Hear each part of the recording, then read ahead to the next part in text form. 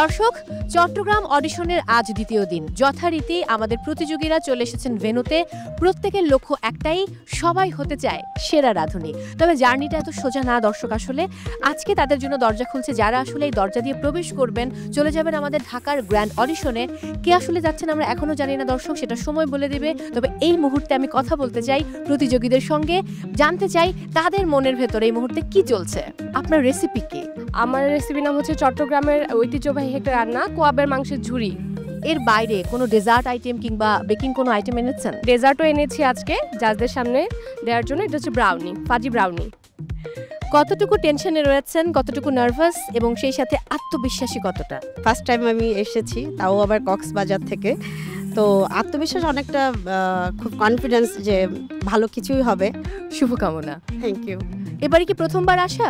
Yes. আজকে আপনার recipe কি? অ্যালফ্রেডো পাস্তা এবং পিজা। চট্টগ্রামের ভাষায় দর্শকদের উদ্দেশ্যে কিছু বলুন।